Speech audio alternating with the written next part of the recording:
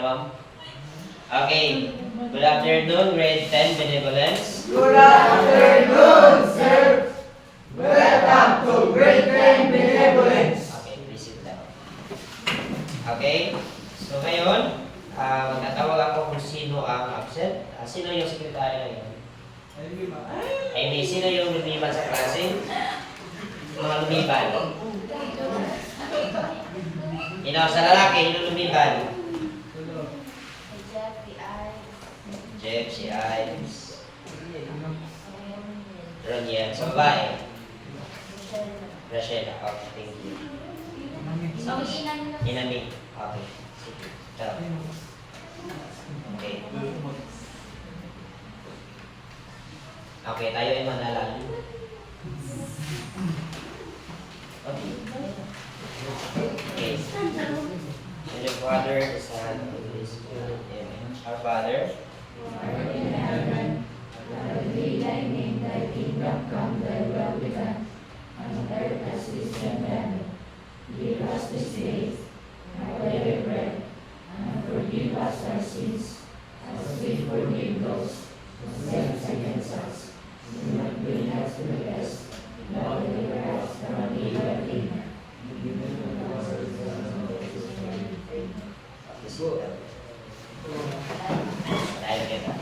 Okay, attendance.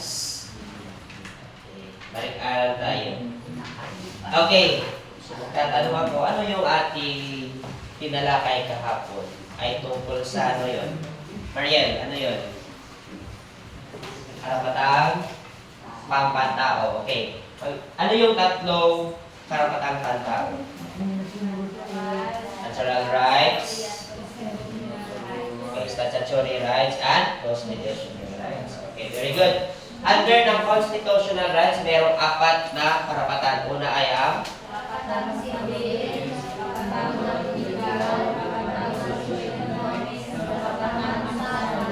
okay, thank you. Okay, ngayon, nandito na tayo sa ating bagong aralin. Okay. Vortex, one word. Paano mo na dito? Okay, familiar ka mo ba dito? Familiar ka mo? Yes, sir. Okay. May 4 na picture at huhulaan ninyo ang ibig sabihin na yan. Okay, yung unang slides. So, yan. Sige, sino sila yan? Kid. Blones. Ano? Okay. Pagboto ba? Yes. Okay, pagboto. Very good. Next slide. Cindy. Ano yan, Cindy? Okay, pamahalaan. Okay, meron diyang Dila, Congress, Republika, Malacanang. Okay, pamahalaan. Very good. Okay, next slide. Okay, pagi.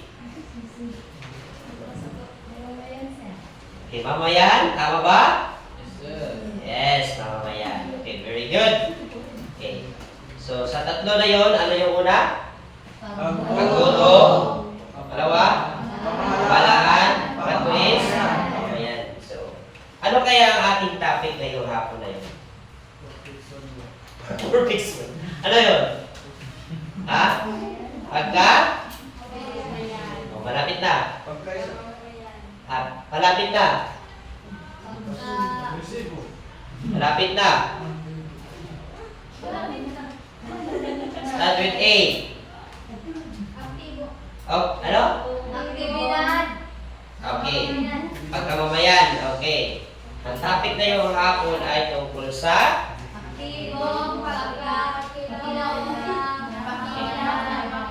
okay, aktibong pakikilahok ng pamamayan. Okay. Yan ang ating topic na yun. Okay. Aktibong pagkamamayan. Okay, ito natin layunin. Okay. Una, maipaliwanag ang kahulugan ng aktibong pakikilahok ng mamamayan.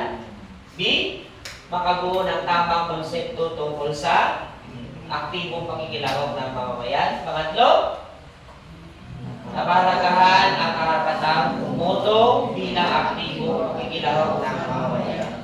Yan ang ating layunin ngayong hapon. Okay. Okay, ano kaya yan? Ano ba? O ano ang aktibo pagka mamamayan? Base dito, sige, basa na kayo lahat.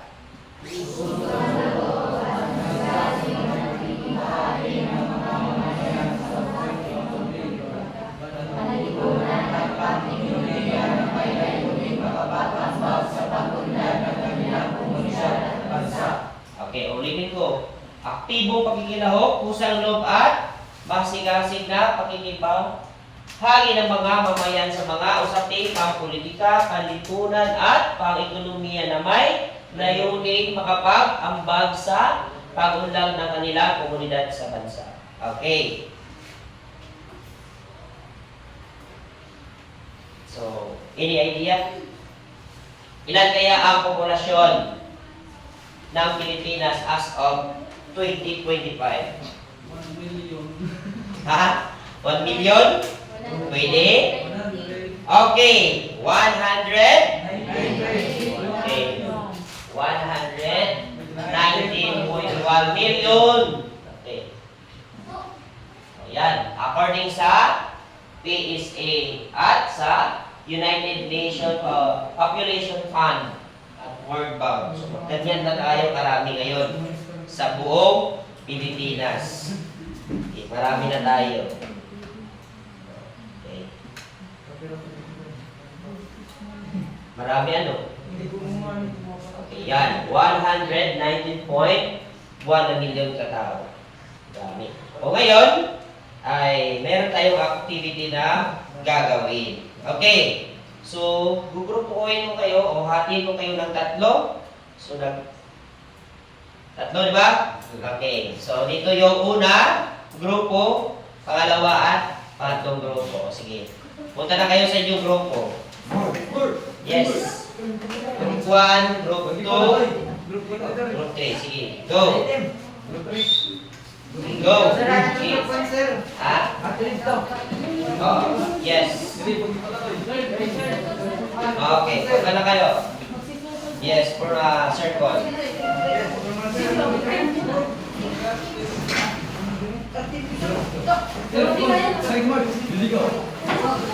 Okay na. Okay.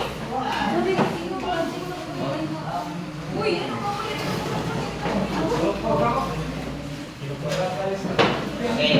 Sige, tapos na?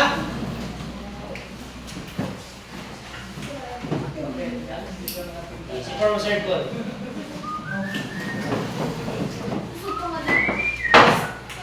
Okay.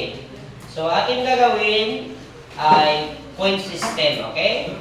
Bawat isa sa inyo, meron kayong number. O, sino sa inyo? Number 1, number 2, 3, 4, 5. Ilan kayo lahat sa group 1? 6. 6. Sa group 2? 6. 5. Okay, meron din magdadalawa. Okay? Sige. Mag-assign kayo kung sino yung number 1, number 2, number 3, 4, 5, and so on. Okay. Kada tanong, may puntos. Okay? Point system. Okay? So,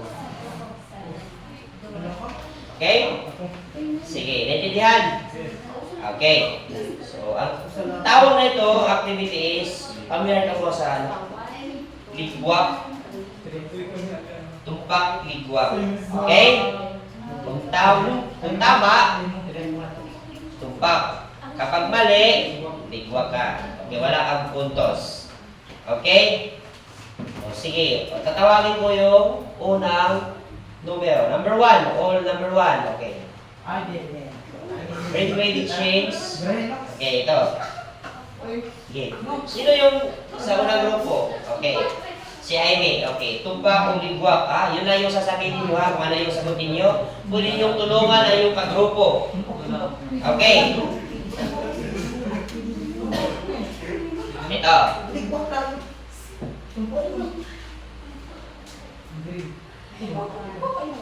Okay, unang ano? ang Pilipinas ay isang estadong republikano at demokratiko. Tumpak? Tumpak? Tumpak. Okay, lahat ay tumpak ang sagot. Okay, ating i-reveal ang sagot. Kung tumpak ba ang sagot. Okay, tama. Okay, lahat kayo ay mayroong puntos. Tumpak. Okay, pwede na kayo umupo. Okay, lahat ng grupo ay nakakuha ng unang puntos. Okay, medyo isulat yung score ninyo. Okay? 1 point, 1 point. Okay. Bakit tumpak? Okay. Ito yung paliwanag. Dahil presidente ang tawag sa leader nito at may kapangyarihan ng mga mamamayan dito. Okay. Ang ating Pilipinas, ang ating bansa ay mayroong presidente. Okay.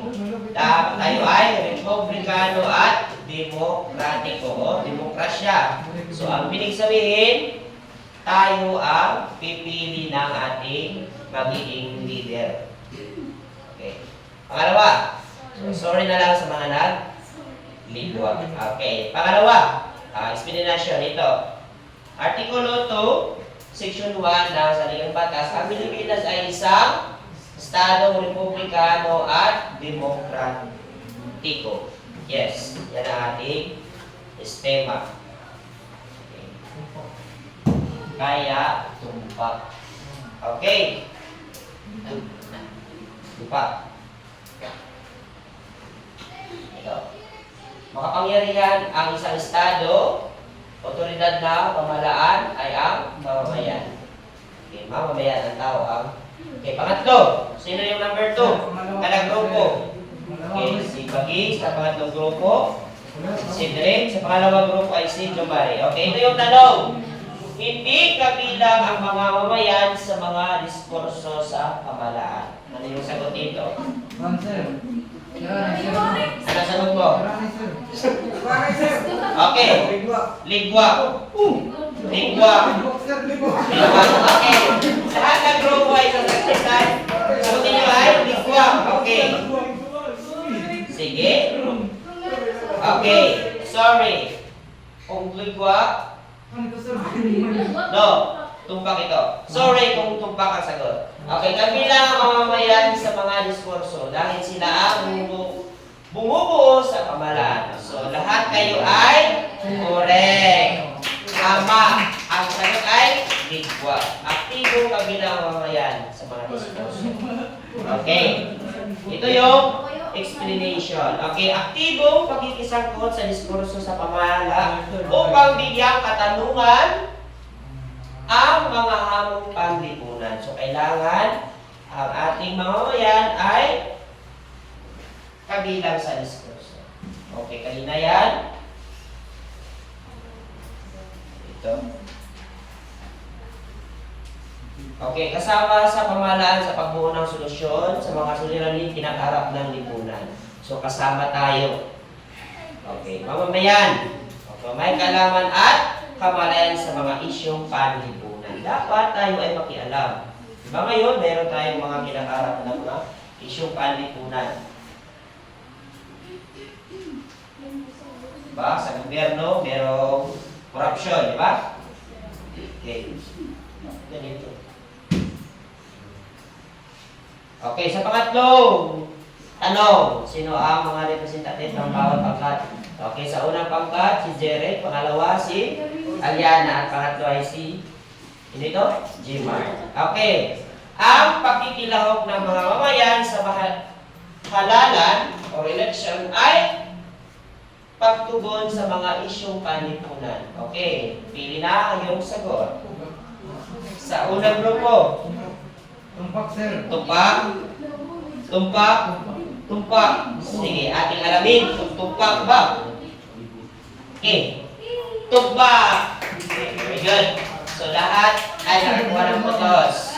Tumpak, isa ito sa mga paraan. Okay, tumpak, sorry. Okay, ito yung paliwanag. Okay, ilan sa mga paraan na pagtugon sa isyong panlipunan ay una, maaring mas masiding mga aksyon. Pangalawa, pakikilaw sa mga halalan o pagboto. Diba?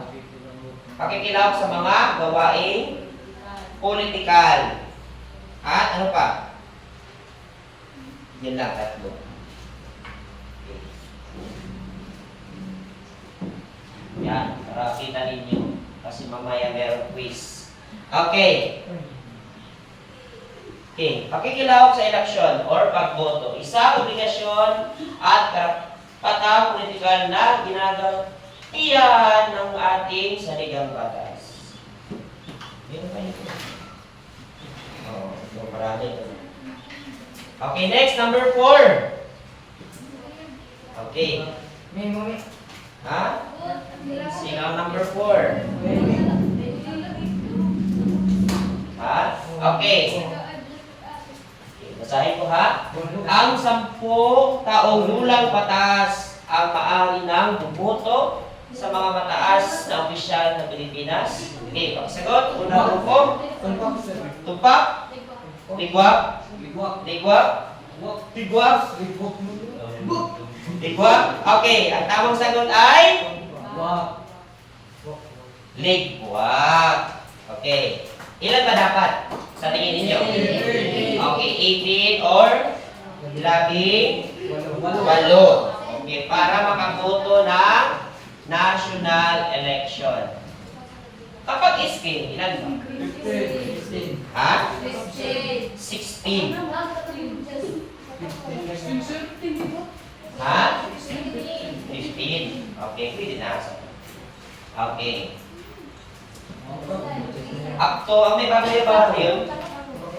Okay. Okay, next.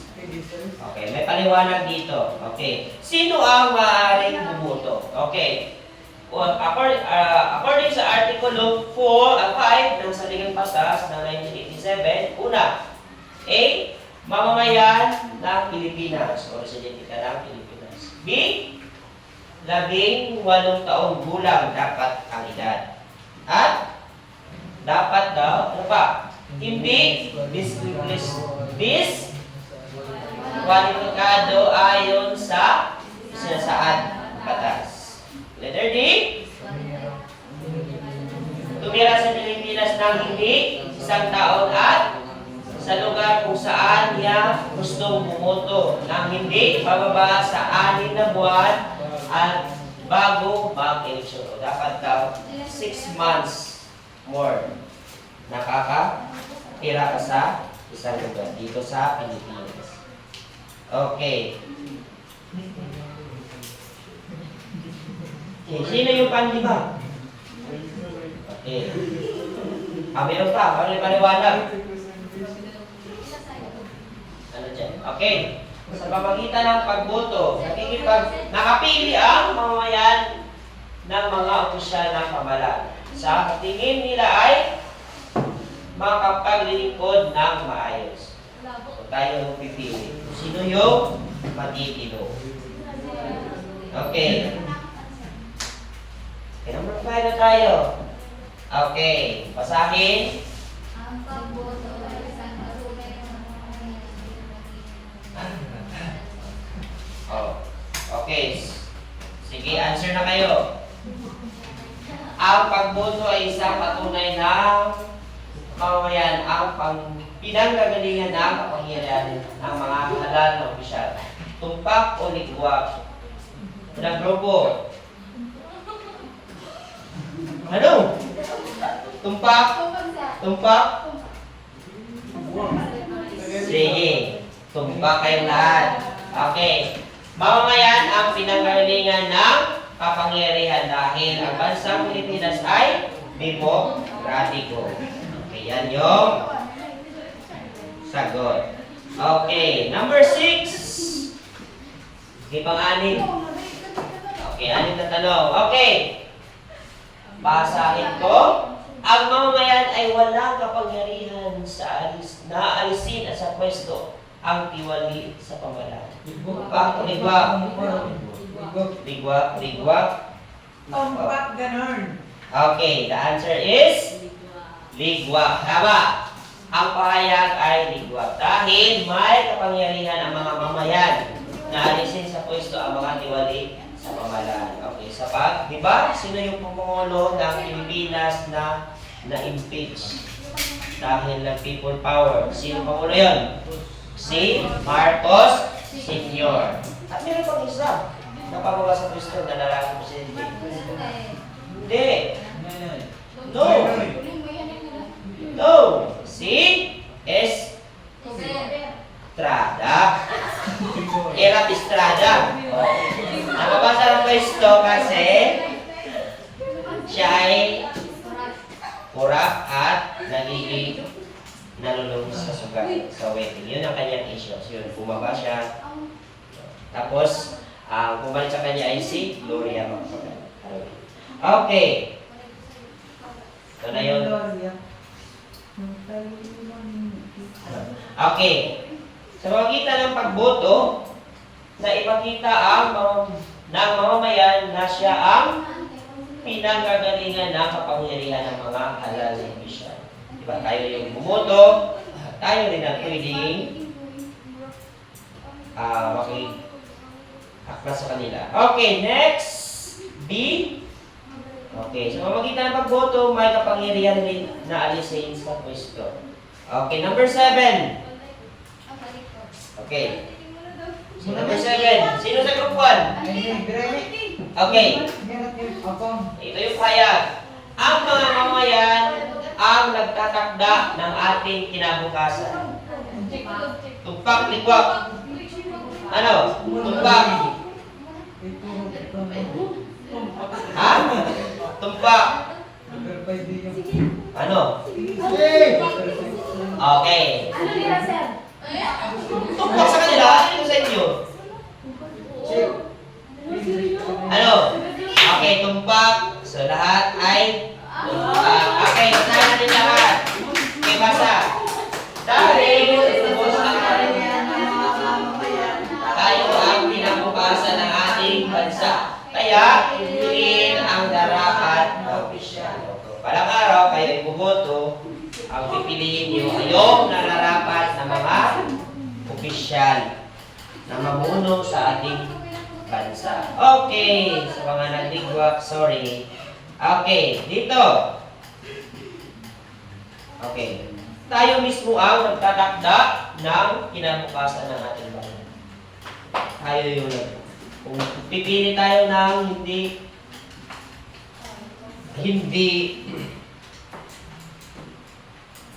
kung pipili tayo ng hindi magandang presidente o mga leader, ano mangyayari sa ating bansa?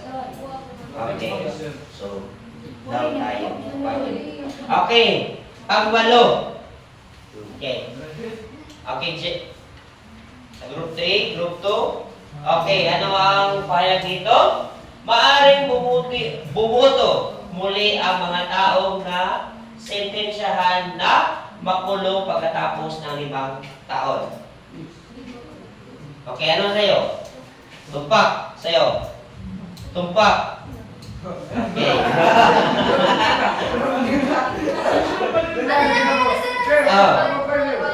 Okay, tama na? Okay, 1, 2, 3, 4, 5. Okay, tama ba? Okay, tumpak. Okay, lahat. Tayo tumpak. Okay, tumpak ang pahayag. So, ang nakulong ng 5 taon ay pwede pa ang bumoto. Sa anong paraan? O ito. Ito yung mga diskwalipikadong. Basa na kayo.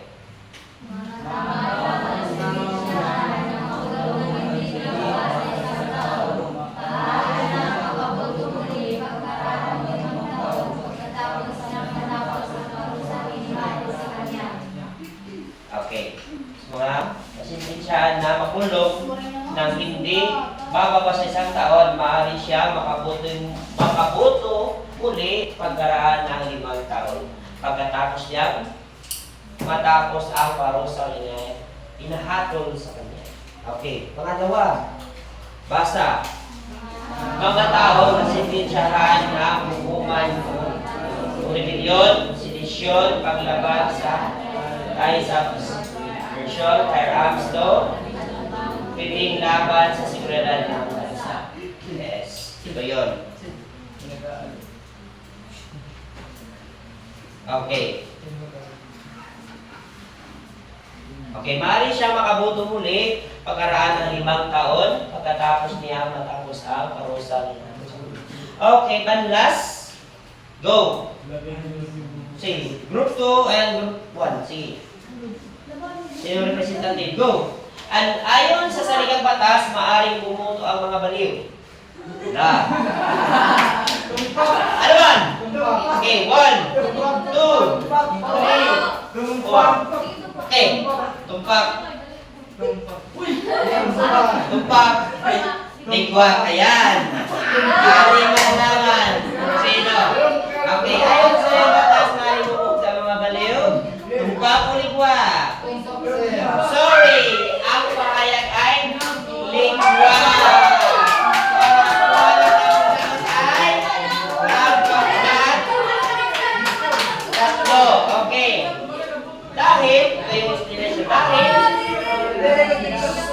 Okay. Dahil ayon sa saligang batas, wala siyang kakayahan na magpasya sa kung sino ang narapat piliin ng opisyal. Sa manang ligwak, sa manang pahayag, kung bakit niya, ligwak yan ha. Okay, ito yung ha, disqualifikado ng bumoto. Dadali. Okay. Okay. Mga tao deklara na mga eksperto bilang baliw. So, ang mga declare na lang na baliw is ang mga eksperto. Okay. Ito yung activity ngayong hapon na yun. So, bibigyan ko kayo ng Manila paper. Sulat ninyo. Okay, bawat grupo.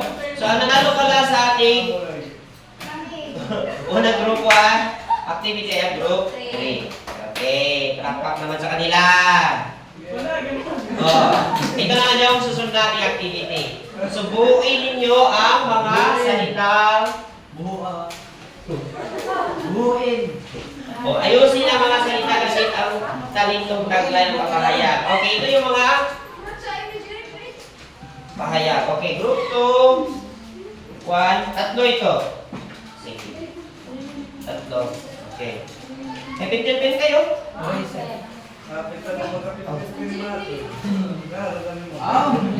Tatlo yan ha. O sige, diyan na lang. Diyan na lang sa nila paper. O, okay. Una. Okay. Yes, diretso na lang yung answer. Wala kayong pin? Ballpen. Sige, ballpen na lang. Go!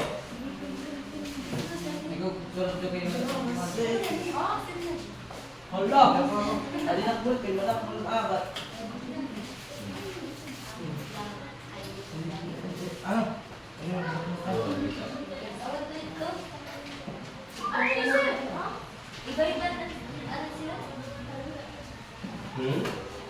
I-arrange nyo lang yan. Okay? Ayusin nyo lang yan ang mga salita. Yes, ayusin nyo lang yan. Wala, yes. Ayusin nyo lang yan. No, hindi. Ayusin mo yan. Pahayag ko muna. Baliktad na halo-halo. Yan. Ayusin nyo lang. Wala ba rin? Kasi pagkaintindi nyo na lang yan. Okay. Ito yan, di ba? Ito yung una. Ang ay demokratiko isang estadong republikano Pilipinas. Okay, i-arrange nyo lang yan.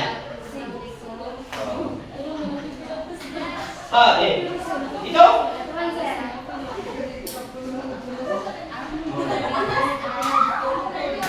Alright, sige, go!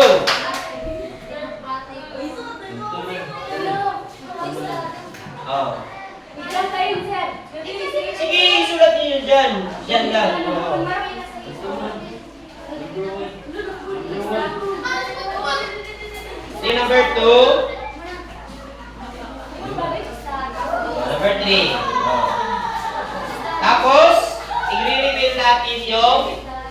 tamang sagot. Kung sino yung nakakuha ng tamang sagot. Okay. Okay. Basta?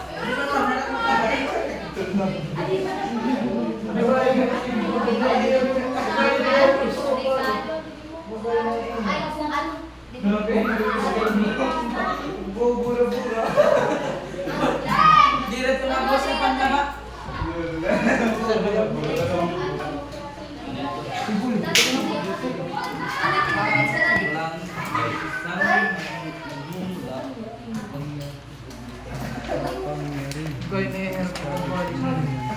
Gino.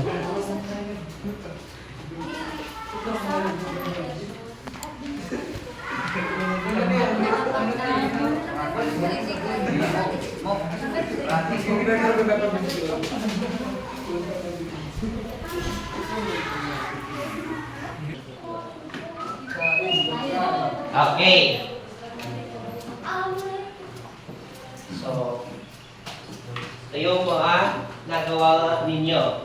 So, unang grupo, pangalawa, at pangatlong grupo. Okay, ito na yung mga sagot. Okay, una ay, ang Pilipinas ay isang estado demokratiko at republikano. Kung sino ba nakakuha, ang mamamayan ay isang, so mali, ang Pilipinas ay isang estado republikano. Correct ang unang grupo. Okay, pangalawang grupo, ang Pilipinas ay isang estado republikano. Okay, correct.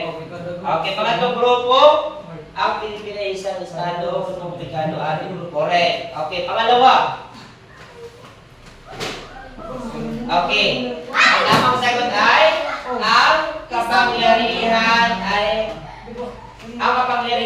ng isang estado ay nagmumula sa mamamayan. Okay, sagot 1. Okay, mali. Ang kapangyarihan ng estado ay nagmumula sa isang mamamayan. Correct. Ang okay. Kung group 2, group 3, check. Okay. Pangatlo na sitwasyon. Okay. Ang pagboto ay isang obligasyon at karapatang politikal. Okay? Correct yung group 1. Group 2, correct. Correct lahat. Okay, kayo ay nakakuha ng ang group 1 ay 2 puntos. Group 2 na 3 rin sa panghuli. Okay, very good. Okay. Okay, dito tayo sa panghuli.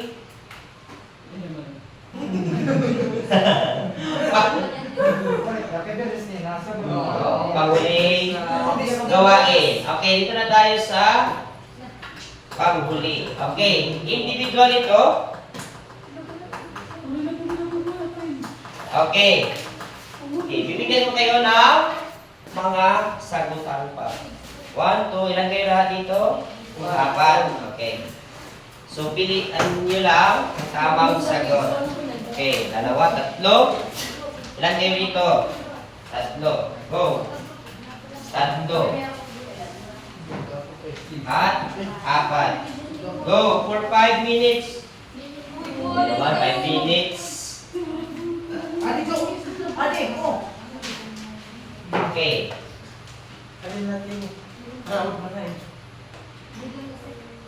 Yes. Ano yung panuto dyan?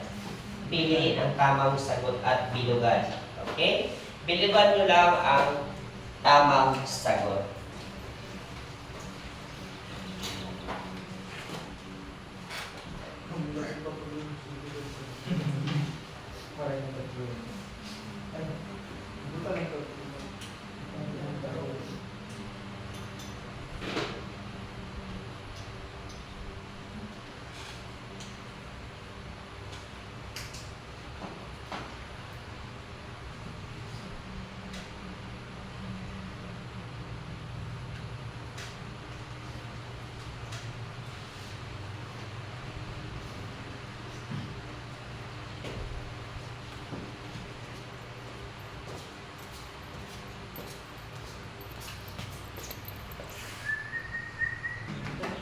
Okay, ating sagutan. Okay, exchange paper.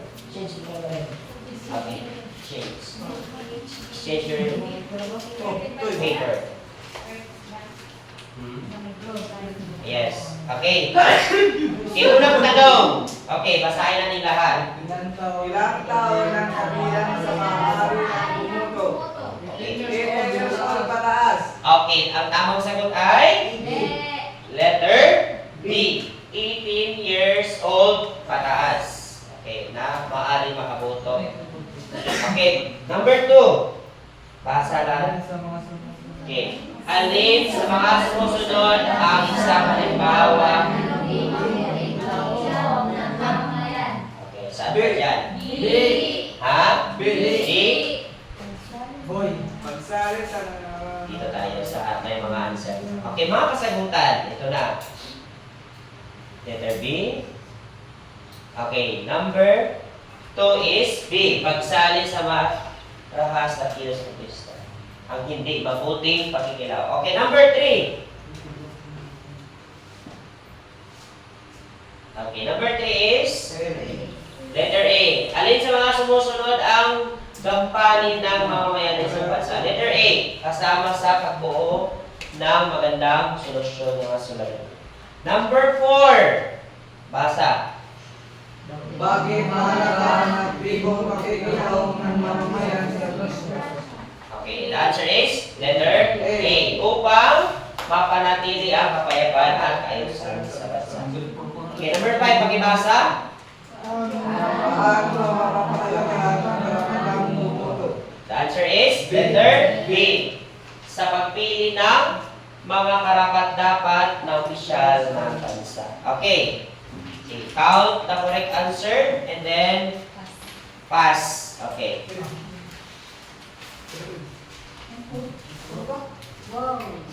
Policy is the best policy. Ako ba taas ang score? 5. 4. 4. Okay. Sa